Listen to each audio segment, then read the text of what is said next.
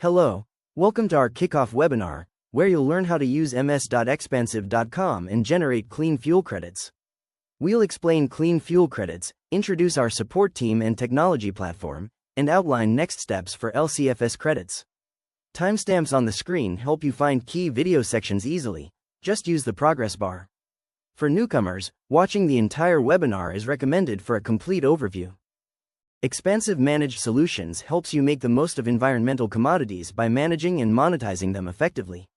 Now, as part of Xpansiv, the world's largest exchange for environmental commodities, we're leading the way in creating value in the clean energy space.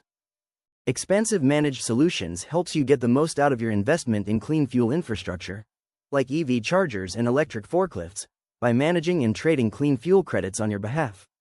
We take care of the entire process, checking your eligibility, registering your assets, reporting data to regulators, and procuring renewable energy where possible. Then, we handle the transactions to provide you maximum liquidity. As the largest aggregator of on-road EV charging stations in the US, we stay on top of market changes and program updates, so you don't have to. There's no upfront cost, so we only earn when you do. A clean fuel standard is a policy that establishes a market-based system to reduce the carbon intensity of transportation fuels. This system works by requiring fossil fuel producers to generate deficits, while cleaner fuels such as electricity generate credits. These credits are then sold to fuel producers to help them meet compliance requirements. This approach supports clean energy producers and ensures that deficit generators offset their emissions in accordance with regulatory requirements. Currently, 4 states in the U.S. have active clean fuel programs: California, Oregon, New Mexico, and Washington. In addition, Canada operates 2 programs, one in British Columbia and a national initiative. Today's webinar focuses on the registration and reporting processes for U.S. programs. Looking forward, multiple states, including Minnesota, Illinois, New York, New Jersey, Hawaii, Michigan, Vermont, and Massachusetts, are considering the adoption of clean fuels legislation. Credits can be generated from fueling or charging activities of electric vehicles, electric material handling equipment like forklifts, e-trues, or other electric equipment such as shore power or fixed guideways. These activities need to be tied to specific pieces of equipment registered with the regulator, which we call assets. For most charging activities, the charging station used for the electric transportation equipment is the registered asset, and the station owner is typically the default credit generator. For material handling equipment and e-trues, the facility owner is typically the default credit generator, and the specific asset registered can vary depending on the program and reporting method. If you aren't the default credit generator, the default generator can reassign the right to generate credits for specific assets through a contractual agreement. Credits are generated based on the reported usage of low-carbon fuels, like electricity. The number of credits you can earn depends on a formula that factors in the carbon intensity of the clean fuel you've used, the intensity of the fossil fuel you're replacing, and the energy efficiency of the electric vehicle being powered. Whether it's a light-duty vehicle, a heavy-duty truck, a bus, or even equipment like forklifts. For example, light-duty vehicles offset gasoline, while heavy-duty vehicles offset diesel, both of which have much higher carbon intensities compared to electricity. However, keep in mind that even clean fuels can have some level of carbon intensity unless they're sourced renewably. That's why, when you report electricity usage, Xpansiv Managed Solutions pairs it with renewable energy credits, or RECs. This ensures your electricity is reported with a zero carbon intensity, which maximizes the number of credits you can generate. Credits are issued and processed on a quarterly basis. Some programs may even require the funds generated from these credits to be reinvested into further electrification efforts. Our platform is designed to make participating in clean fuel programs simple and efficient. With it, you can securely register assets, report usage, track your credits, and view transaction details, all in one place. Plus, we're constantly updating it with new features and integrations to meet your needs. Let's take a quick walkthrough of the platform. When you visit ms.xpansiv.com, start by clicking the Log In button at the top right of the page. Enter your username and password to access your account. If it's your first time logging in as the primary account holder, just select Forgot Password to set up your credentials. For anyone added to an entity's account by the primary owner, you'll receive an email with a link to finalize your setup. Once logged in, you will find your clean transportation dashboard, If you ever need to return to it, simply click the Home tab in the top menu. Here, you'll see three main sections: Assets, Credits, and Transactions. Just above these tabs, there's a link under your name that takes you to your entity's settings. In the settings, you can manage users, update payment preferences, and, if you oversee multiple entities, switch between their individual settings. Keep in mind that payment preferences and users must be managed separately for each entity. If you run into any trouble, don't hesitate to reach out to us at cleanfuels@xpansiv.com. We're always here to help. Let's look at the Assets tab on your dashboard. When you first open your dashboard, this tab will already be selected by default. Here, you'll find all the assets you've registered with Xpansiv Managed Solutions. You can check their registry status, view identifying details, and see the proceeds generated by each one. At the start of every quarter, you'll need to review your registered inventory. If an asset has been decommissioned, replaced, or the serial number has changed, reach out to cleanfuels@xpansiv.com with the asset information and we will deactivate the asset for you. If you've added or installed new assets in the previous quarter, it's time to register them. Just click the blue Add Assets button. Once you do, a drop-down menu will appear, letting you select the type of asset you'd like to register. Now, if the type of asset you're trying to register doesn't show up in the drop-down, reach out to cleanfuels@xpansiv.com, and we'll assist you further. If you're registering an EV charger, start by selecting EV Charger from the drop-down menu. A pop-up will then appear where you'll need to choose the entity that you're registering for the charger. If you only manage one entity, that will be your default option. Next, pick the state where the charger is located. This can be California, Oregon, or Washington. Remember, the charger must be located in the same state as the program you're participating in. After selecting the state, download the registration workbook by clicking the link provided. Once downloaded, you can begin filling it out. Each state's workbook is pretty similar, with just a few additional columns depending on the state. In Oregon and Washington, you'll also need to fill out a few extra details like whether the company owns or operates the equipment, if the equipment is operational, the date it became operational, and the electric utility provider. Oregon has an additional field for charger capacity as well. Now, let's go over some common questions that might come up while completing the workbook. The client code column is optional. You can use it to help identify the charger on your dashboard or in your statements. The vehicle type column refers to the gross vehicle weight of the vehicles the charger dispenses electricity to. If they weigh less than 14,000 pounds, select light and medium duty. If they're heavier than 14,000, go with heavy duty. For chargers supporting heavy-duty vehicles like buses, make sure to select on-road heavy-duty EV charging in the charging type column.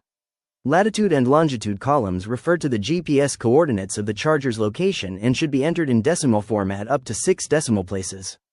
If you are unsure, you can find these coordinates using Google Maps. Just locate the address, right-click near the charger's location on the map, and select the coordinates. Remember, every charger in your inventory should have a unique GPS coordinate pair.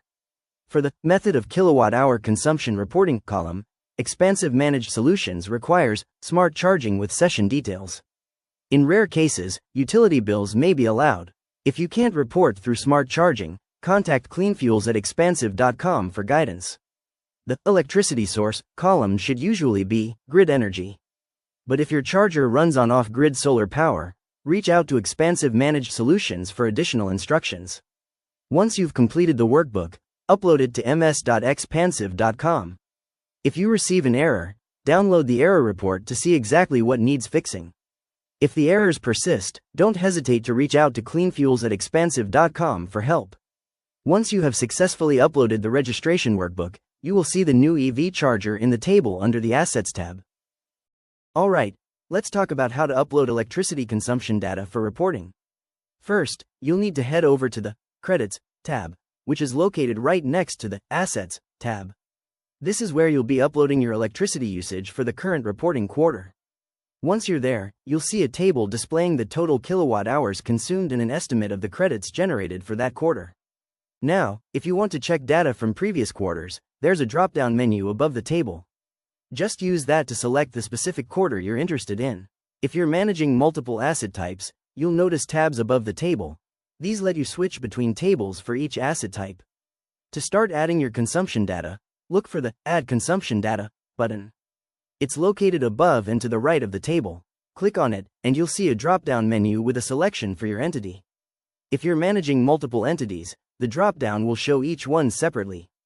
And if you have multiple asset types, the drop-down will organize these entities under subheadings according to the asset type. If you have more than one entity or asset type, you're going to upload data for each entity and asset type one at a time. So, pick the entity and asset type you want to start with from the drop-down menu, and that will kick off the upload process.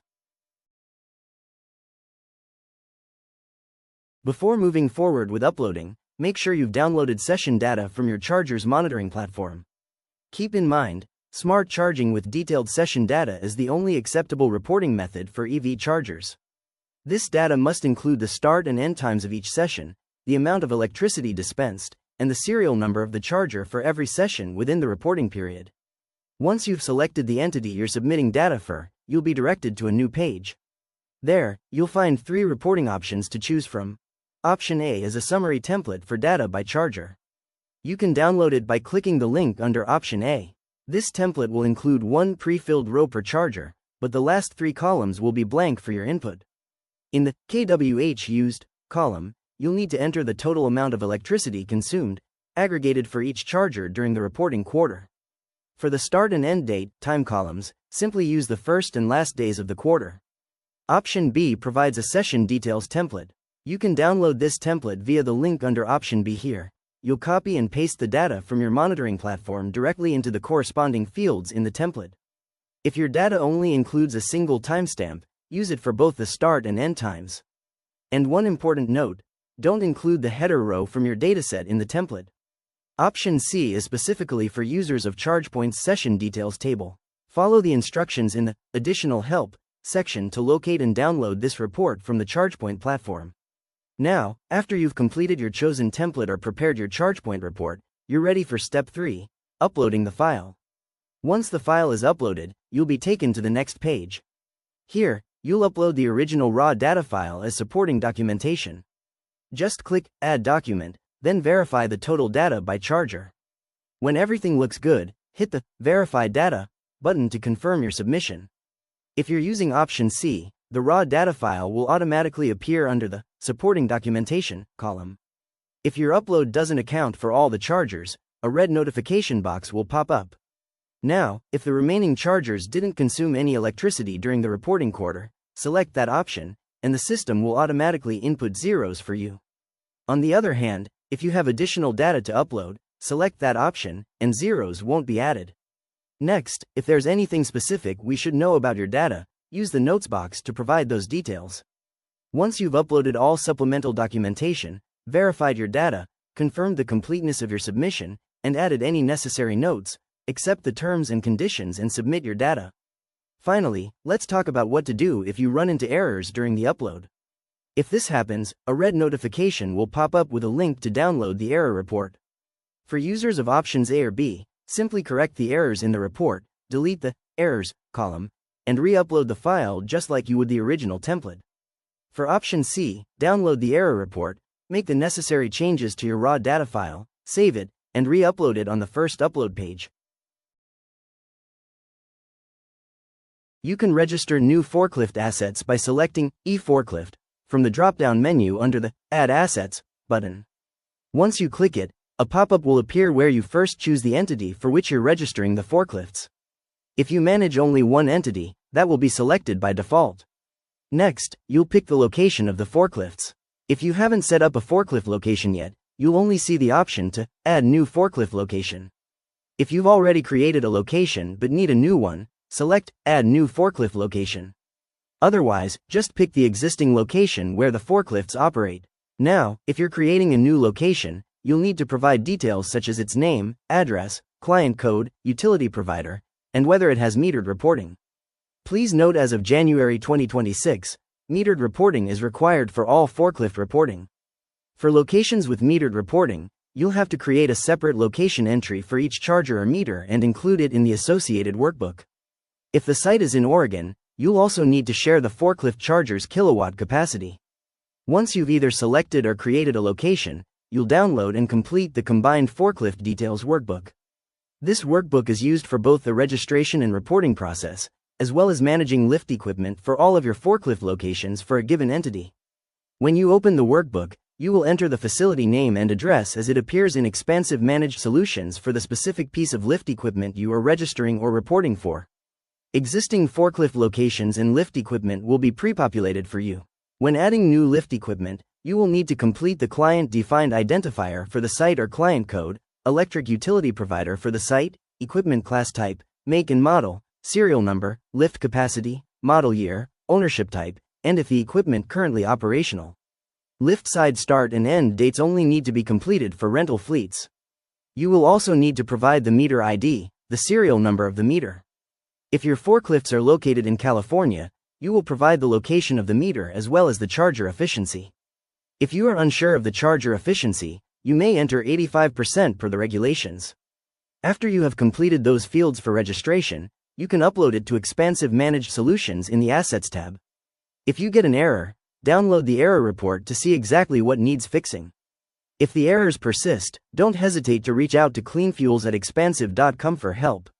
Now you have created a forklift location and updated or added lift equipment to a location, you can move on to reporting. Before diving into the upload process, let me highlight an important point. California adopted regulations which no longer allows for estimation reporting, and metered reporting is required for forklift assets starting in 2026. If you're in Oregon or Washington, metered reporting is required for all forklift assets, no exceptions.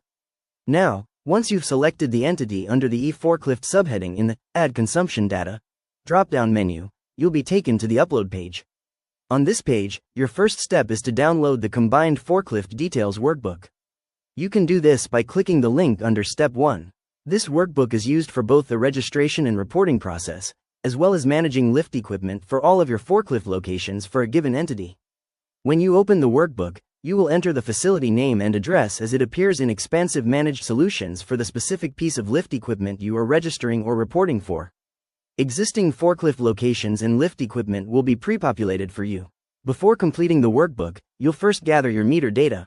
Then you will complete the kilowatt-hour per quarter column. If there are multiple lifts at your location, you can enter the sum of usage for the quarter in one row for lift at the applicable location and then zeros for the rest of the equipment at that same location. When completing the workbook, ensure that the meter total you're entering matches the charger represented by the forklift record at the corresponding forklift location. If you need to make any changes to your forklift inventory, you can update the forklift information directly in the workbook during the consumption reporting process. Once you've completed, saved, and uploaded the template under Step 3, you'll be directed to a new page. Here, you'll verify any changes made to your fleet inventory and reported consumption. If you'd like to provide additional information regarding your data, you can leave us a note using the text box under the table. After verifying, just agree to the terms and conditions and hit Submit.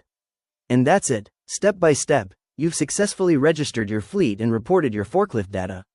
If you prefer an alternative and more convenient approach for uploading your metered or session-level data, you can authorize Xpansiv Managed Solutions to do so on your behalf by providing the necessary credentials and permissions to access your meters or chargers monitoring platform.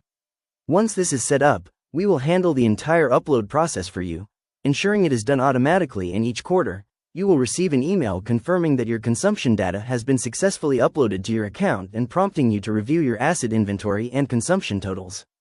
If you still choose to upload your data yourself, we recommend completing this process within the first 4 weeks of the quarter. Uploading early ensures eligibility for generating credits for the reporting period, which is critical to generating clean fuels credit revenue. Alright, now that we've gone through the two main processes you need to complete each quarter in order to generate credits, let's shift focus. It's time to talk about timing, when you should complete these steps, and payment schedules. We'll also cover some important considerations and wrap up with the next steps you need to take. The table on the screen outlines our quarterly timeline. At the start of a new quarter, we begin accepting registrations and data for the previous quarter. Payments are generally processed about 90 days after the quarter ends. We strongly recommend submitting your registrations and data well ahead of the deadline to ensure everything is on time. Additionally, note that the deadline for Washington is shorter than those for other programs. This difference is due to specific regulations set by Washington's regulator. Once credits have been transacted and we begin finalizing the sale, you'll find transaction statements available in both PDF and Excel formats under the tab all the way to the right. These statements include key details, such as the number of credits sold, the sale price per credit, the gross total of the sale, the cost of renewable energy credit, REC, procurement, the total for Xpansiv Managed Solutions management fees, and the net payment to you. As a reminder, we pair your energy usage with RECs to increase the credits generated. However, if the cost of procuring RECs doesn't create enough benefit to outweigh the expense, we won't pair RECs in that particular instance. You can also check the status of your payment in the table found in the Transactions tab. Payment statuses include payment initiated, meaning the payment is on its way, paid, meaning you've received the funds, and payment rejected, meaning there was an issue with your payment preferences or your banking institution didn't accept the transfer. Please note that we process payments as ACH transfers, not wire transfers. If you input wire transfer account and routing numbers, the payment will be rejected. Be sure to double-check your banking details to avoid any delays. If you're participating in the California LCFS program, there's an important requirement to remember: the annual spending report. This report is similar to the quarterly reporting, in the way of we'll handle the submission to the regulator for you. However, every April, we'll reach out to you with 5 specific questions about how you've used, or plan to use, your LCFS credit revenue generated in the prior calendar year. These questions come directly from the regulator and must be answered to stay compliant with the program's rules. This requirement is in place because the regulations state that LCFS credit revenue must be reinvested in electrification efforts. On your Xpansiv Managed Solutions dashboard, the Assets tab provides a comprehensive view of your assets. As you scroll down, you will encounter a table listing your assets. If you have multiple asset types, you will see 2 or more tabs, allowing you to toggle between different tables corresponding to each asset type. The table contains several columns with important details. FSC ID. This column displays a unique identifier for each charger, which is assigned by the regulator. Registry indicates the state where your chargers are registered, which should also be their location. Facility name, vehicle class type, charging type, serial number, and EVSE manufacturer. These are details you provided when uploading the assets to XpansivManagedSolutions.com. FSC status shows the current registration status of the asset. Complete. The asset has been uploaded to XpansivManagedSolutions.com but not yet registered or submitted for registration. Submitted. The asset has been submitted to the registry and is awaiting approval. Approved. The asset is approved and eligible to generate credits in the respective registry. Inactive statuses are not displayed in this table, but you can download a comprehensive list of all assets, including those in inactive status, using the link below the table. The forklift sites table functions similarly to the EV chargers table, though the vehicle class types may differ. Forklift facilities or sites can be registered at the facility, charger, or meter level, allowing multiple pieces of lift equipment to be associated with the same FSC. This can result in different vehicle class types within the same site. Currently, forklift vehicle class types are categorized by model year in Oregon and Washington, but California is categorized by light-duty and heavy-duty classes, similar to EV chargers. Any forklift with a lift capacity over 12,000 pounds is considered heavy-duty. The Credits tab is where you upload consumption data. Here, you will see your uploaded consumption for the given quarter. The table features 2 tabs to toggle between EV charger and forklift consumption if multiple asset types are present. If you manage multiple entities, a drop-down menu below the tabs allows you to filter the table to show data for a specific entity. Entity indicates the entity associated with the consumption. Registry shows which registry and state the data comes from and is reported to. The chargers should be located in the state where they are registered, ensuring the data matches the state. Vehicle class type corresponds to the types discussed in the Assets tab. Consumption displays the total kilowatt hours used, representing the electricity consumed during the quarter for chargers in that registry. Estimated credits provides an estimate of the credits you will receive based on your uploaded usage. Note that this is only an estimate and may change. Available credit refers to the amount of credits issued by the regulator and the amount to be transacted on your behalf.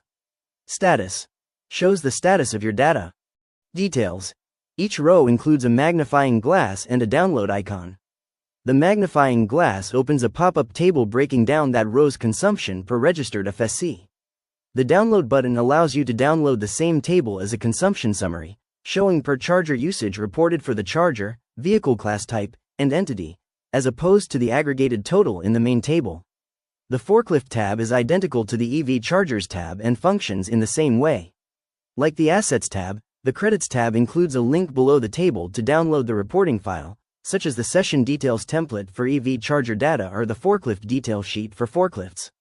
There is also a blue drop-down above the table to view reporting by year and quarter, allowing you to select and review prior quarter's consumption or usage. In the Transactions tab, you can view all transactions related to your account. Use the left menu to select a specific transaction and access details such as sales, fees, costs, net payment, and the quantity of credits sold per asset. The payment status column indicates whether you have been paid. At the bottom of the page, you can download a specific statement as a PDF or Excel file, or you can download all transactions as an Excel file. Now that you've completed this webinar, you're fully prepared to take the next steps. It's time to register your assets with Xpansiv Managed Solutions and upload your quarterly data.